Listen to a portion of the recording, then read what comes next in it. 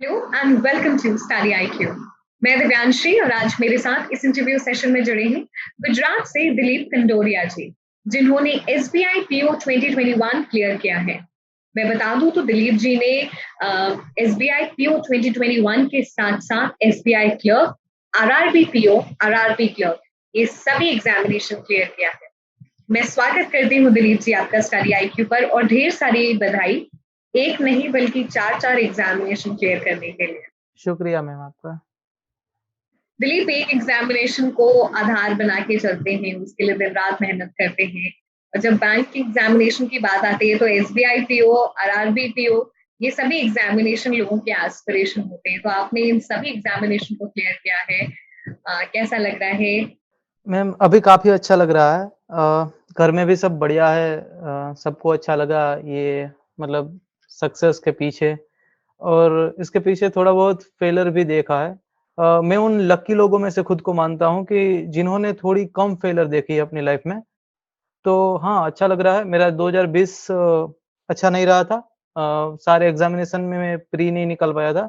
लेकिन 2021 में अच्छा कमबैक किया, अच्छी मतलब स्ट्रैटेजी बनाई और अच्छी तरीके से हम आगे बढ़े। तो इसी वजह से 2021 में सारे एग्ज़ामिनेशन मेरे क्लियर हुए और अच्छी तरीके से क्लियर हुए। तो इस बात से खुश है, परिवार में सब खुश है और मैं खुद को कहीं न कहीं इस बात में 2021 खुद को लिए लकी ईयर मानता हूँ मैं। हाँ, बिल्कुल आपने जैसे बात कही कि खुद को आप लकी मानते हैं, मेहनत के साथ साथ लक की इम्पोर्टेंट फैक्टर कहीं ना कहीं वो प्ले करता है। आप मेंशन कर रहे थे। लेकिन थोड़ा सा अपने बारे में बताएं कि कैसे बैंक एग्जामिनेशन की तरफ रुझान हुआ, ये जर्नी कैसे शुरुआत हुई? मैम जर्नी की बात करूँ तो कॉलेज लाइफ़ तक मैंने सोचा नहीं था कभी कि मैं बैंकिंग के फ़ील्ड में आऊँगा। बल्कि मैंने कुछ सोचा ही नहीं था कॉलेज लाइफ़ तक कोई कुछ अपनी पर्सनल लाइफ़ के बारे में। तो इसके बाद जब मैं सेकंड स्टैंडर्ड से हॉस्टल में हूँ, तो इस तरीके से मुझे उस वातावरण से मैं ज़्यादा परिचित हूँ। घर में रहा नहीं हूँ। लास्ट में 1-2 सालों से ही घर में रहा हूँ, बाकी मैं घर से दूर ही रहा हूँ। तो ये है कि हॉस्टल लाइफ में रहते-रहते मैं कहीं न कहीं अपनी कल्चरल एक्टिविटीज़ में ज़्यादा एक्टिवेट था। लाइक ड्रामा हो गया, मोनो एक्ट हो गया, पोएट्री हो गया, तो उन सब चीज़ों में मेरा मन ज़्यादा लगता था। और कॉलेज तक आते-आते यूनिवर्सिटीज़ को नेशनल लेवल तक मैंने रिप्रेज़ेंट किया है, अपने स्कूल को स्टेट लेवल तक रिप्रेज़ेंट किया है। तो ये है कि मुझे उस दिशा में जाना था कहीं न कहीं। लेकिन कॉलेज के बाद क्या हुआ सडन कोरोना आ गया और सब कुछ बंद हो गया। आना-जाना, निकलना सब बंद हो गया। तो मेरे पापा की अभी एग्रीकल्चर में है। मैंने ग्रेजुएशन एग्रीकल्चर में किया है और पापा स्पेसिफ़िक इसी वर्क में जुड़े हैं, खेती-बाड़ी में ही और अच्छी तरीके से मतलब खेती करते हैं। मेरा पूरा फैमिली इसी में जुड़ा हुआ है कि वो एग्रीकल्चर करते हैं, पूरे साल क्रॉप लगाते हैं, फिर काटते हैं। तो मैंने मेरा ग्रेजुएशन खत्म होने के बाद इसी में ट्राई किया थोड़ा बहुत कि एग्रीकल्चर थोड़ा बहुत सीख लेते हैं। तो सीखा भी 3-4 मंथ, लेकिन क्या है मैं उससे थक गया। मतलब मैं डेली रूटीन से थक गया था। मेरे पास कुछ ऑप्शन नहीं था ग्रेजुएशन खत्म होने के बाद। मैं प्राइवेट फर्म में जाना नहीं चाहता था क्योंकि मुझे मार्केटिंग आती नहीं इतनी ज़्यादा। मैं सीख रहा हूँ, बैंक में अभी हूँ तो क्योंकि बैंक में भी एट द एंड ये मार्केटिंग और फाइनेंशियल इंक्लूजन ही है।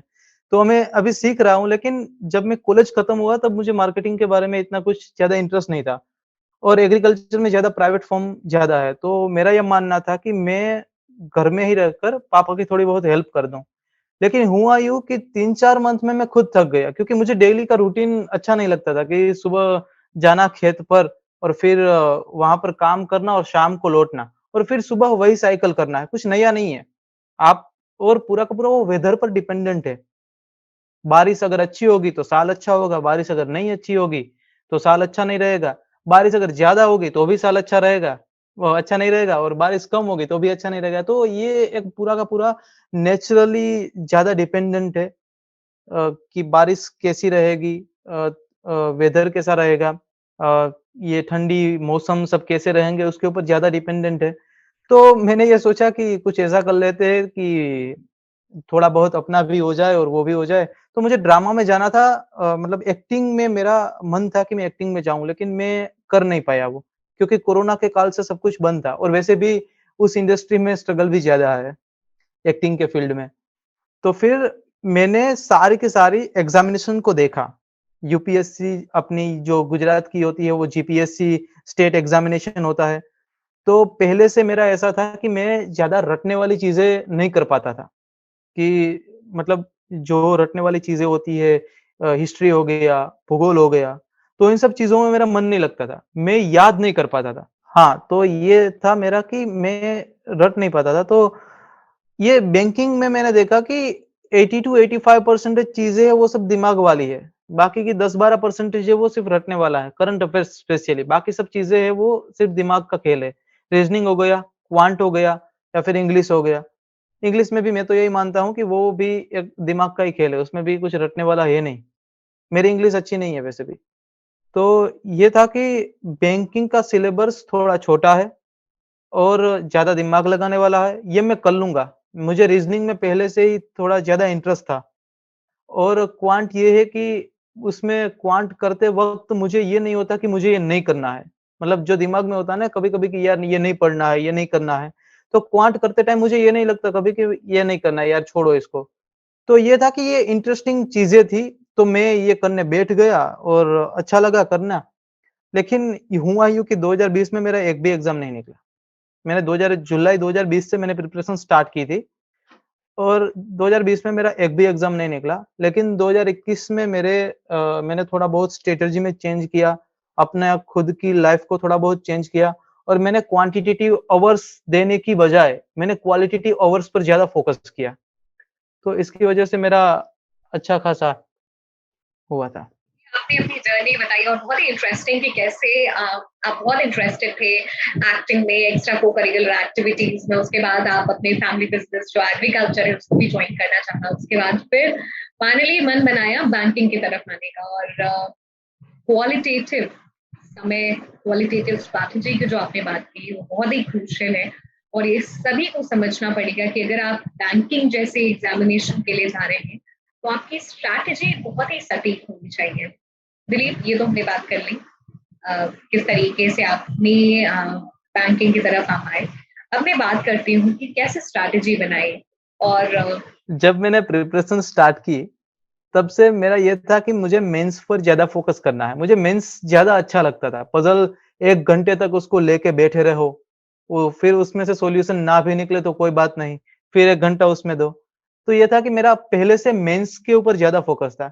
इसी वजह से मेरा 2020 में एक भी प्री नहीं निकला, क्योंकि मेरे पहले से ही मेंस कर रहा था।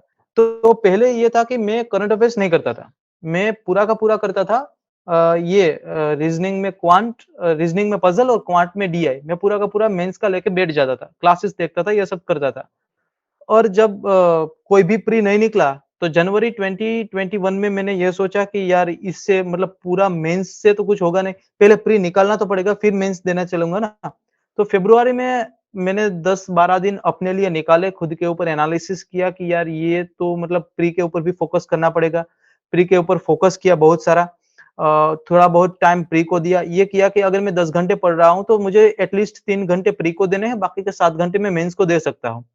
तो मैंने 3 घंटे प्री को देना स्टार्ट किए, 7 घंटे मेंस को देना स्टार्ट किए और जो मैंने नहीं करा था करंट अफ़ेयर्स उसको अच्छी तरीके से स्टार्ट किया। तो इसी तरह से अच्छा मेरा करंट अफ़ेयर्स मैंने पहले से इंग्लिश पर ऊपर कभी फ़ोकस नहीं किया।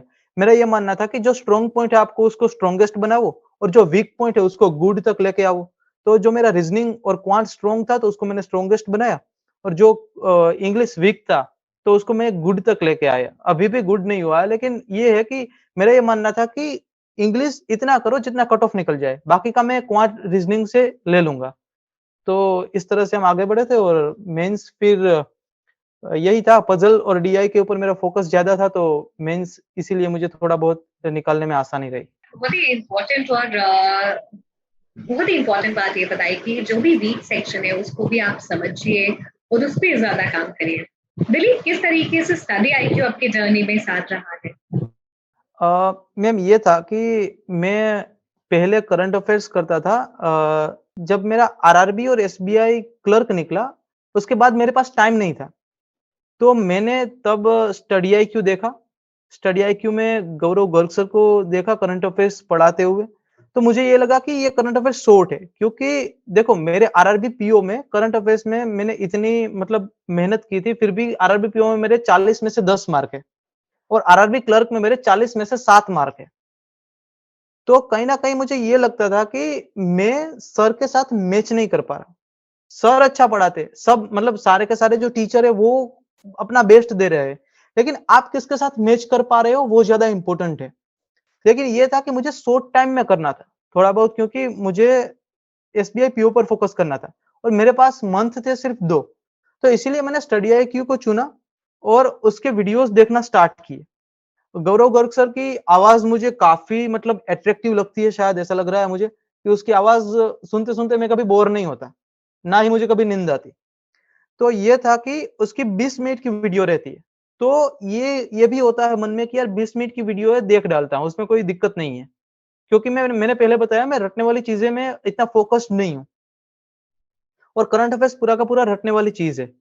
तो स्टडी आईक्यू के साथ गौरव गर्ग सर के साथ मैं जब से जुड़ा हूँ, तब से मुझे ये लग रहा है कि मैं ये चीजें भी ट्राई कर सकता हूँ। मैं 20 मिनट की वीडियो होती है, तो मैं उसको पहली बार जब देखता था, उसको लिख लेता था पूरा का पूरा। फिर जब उसका सेकंड टाइम रिवीजन करता था, तो वीडियो भी चलती थी साथ में और जो मैंने लिखा है, वो भी मैं साथ में रखता था। तो दूसरी बार मैं ऐसे रिवीजन करता था और सोने से पहले लास्ट टाइम मैं रिवीजन करता था 1.5x की स्पीड पर रखकर, और वो रिवीजन ऐसे करता था कि सुन भी रहा हूँ और अपनी नोट्स जो बनाई उसमें देख भी रहा हूँ। तो ये हुआ कि मैं 1 घंटे करंट अफेयर्स करता था। 20 मिनट सुबह, 20 मिनट दोपहर को और 20 मिनट जब रात को सोने से जस्ट पहले। तो इससे क्या होता है कि सर एक ना एक चीज़ बार-बार रिपीट करते हैं। एक ना एक चीज़, कर्नाटक की कोई न्यूज़ आ गई तो कर्नाटक की जितनी भी न्यूज़ है इस मंथ की, वो सारी की सारी वो रिपीट करते हैं। तो ये होता है कि आप सुनते आपके दिमाग में कहीं न कहीं वो छप जाती है। और ये बात मैंने जब नोटिस की एसबीआई पीओ के पेपर में, जब आई कि ये मिसाइल की रेंज कितनी होती है, तो मिसाइल की रेंज ऐसे याद नहीं रहती। लेकिन हुआ यूँ कि सर ने बहुत बार बोले थे एक ही चीज़, मतलब उसकी 3-4 वीडियो मैंने देख ली थी, 3-4 बार मैंने लिख ली थी, तो वो याद नहीं रहता। लेकिन जब आपके सामने कोई क्वेश्चन आता है ना, तो दिमाग में ऐसे सटीक से होता है कि नहीं यार, ये कहीं पर आ गया है। तो इस तरीके से वो मुझे ये स्ट्रैटेजी काफ़ी अच्छी लगी, मतलब मेरे लिए। देखो मैंने अगले भी मतलब टीचर्स फॉलो किए थे। आगे भी मैं शायद आगे जब मैं प्रिपरेशन करूँगा तब भी मैं टीचर फॉलो करूँगा। लेकिन टीचर सब अच्छे होते हैं, आप किसके साथ मैच कर पा रहे हो ना, वो सबसे बढ़िया बात है। तो ये स्ट्रैटेजी मुझे काफ़ी अच्छी लगी। इससे मेरा इम्प्रूवमेंट भी काफ़ी अच्छा हुआ और इसीलिए मेरे एसबीआई पीओ के मेंस के मार्क है उसमें मैं 20 या 22 मार्क कट ऑफ से ज़्यादा था। तो ये बहुत बड़ा पार्ट था मेरी प्रिपरेशन में स्टडी आईक्यू का कि एसबीआई पीओ के जो पेपर था, तो वो पूरा का पूरा करंट अफेयर्स के ऊपर मेरा अच्छा-सा मतलब मार्क कवर हो गए। इसकी वजह से मुझे इंग्लिश में इतने कवर करने नहीं पड़े। ये आपने बताया कि किस तरीके से स्टडी आईक्यू आपकी जर्नी में साथ रहा है। दिलीप, आपने इंटरव्यू कोर्स भी स्टडी आईक्यू का ज्वाइन किया था। हाँ, ma'am. How was your experience और किस तरीके से वो आपकी जर्नी में साथ रहा? कैसे मदद भी किया? मैम हेल्प की, लेकिन क्या है कि कभी-कभी आप मतलब मेरे तो पापा ने वो ले दिया था, लेकिन मैं ये मानता हूँ कि अच्छी तरीके से हेल्प की मुझे। मुझे बहुत अच्छे तरीके से उन्होंने प्रिपेयर किया करवाया। मॉक इंटरव्यू भी मेरा था, लेकिन अनफॉर्च्यूनेटली वो मॉक इंटरव्यू मैं नहीं दे पाया क्योंकि मेरी ट्रेनिंग चल रही थी इसकी वजह से। और 10 तारीख तक मेरी ट्रेनिंग थी, 11 तारीख को मेरा इंटरव्यू था। तो मैंने इसके वीडियोस देखे थे, उसके वीडियोस में से काफ़ी क्वेश्चन मुझे रिलेटेबल भी लगे। लाइक हो गया ये ओम्बुड्समैन का जो क्वेश्चन आया था आरबीआई वाला, तो वो मुझे इंटरव्यू में भी पूछा था कि भाई ये क्या होता है? इसके अलावा सर ने जो गाइडेंस दी थी कि अपने ग्रेजुएशन बैकग्राउंड के ऊपर थोड़ा बहुत वर्क करके जाना, तो ये चीज़ भी कहीं न कहीं मुझे हेल्प हुई थी कि मैं अपना मेरा एग्रीकल्चर बैकग्राउंड था और जो सामने वाले मेंबर थे इंटरव्यू पैनल मेंबर, उसमें भी एक था जो मतलब एक सर थे जिसने एग्रीकल्चर बैकग्राउंड से ही थे। तो उन्होंने मुझे अच्छी तरीके से एग्रीकल्चर बैकग्राउंड के ऊपर क्वेश्चन किए थे। लाइक जीआई टैग क्या होता है? जेनेटिकली मॉडिफाइड राइस क्या होते हैं? और बीटी कॉटन में क्या है? मतलब कौन से क्या मतलब बीटी कॉटन तो सब लगाते हैं, लेकिन बीटी की और प्रजाति क्यों इंडिया में नहीं आई या फिर क्यों साइंटिस्ट इसका विरोध कर रहे हैं। तो थोड़े लॉजिकल क्वेश्चन किए थे और ये इस हिसाब से मुझे काफ़ी अच्छी हेल्प हुई। आपने एग्जामिनेशन की स्ट्रैटेजी शेयर की। थोड़ा-सा मैं आपसे इंटरव्यू के बारे में जानना चाहूँगी, एक्चुअल इंटरव्यू, क्योंकि हमेशा थोड़ा-सा एक क्यूरियोसिटी सब में रहती है। इंटरव्यू कैसा होता है? तो अगर आप 1-2 वाकया एक्चुअल इंटरव्यू से अगर आप शेयर कर सकें। मैम मैंने 2 इंटरव्यू दिए हैं, आरआरबी पीओ के और एसबीआई पीओ के। और मेरा ये मानना है कि 2 इंटरव्यू के बाद मुझे मुझे ऐसा लग रहा है कि इंटरव्यू आपका 2 डायरेक्शन में जा सकता है। एक डायरेक्शन है आपकी हॉबी की और दूसरी डायरेक्शन है आपकी ग्रेजुएशन बैकग्राउंड की।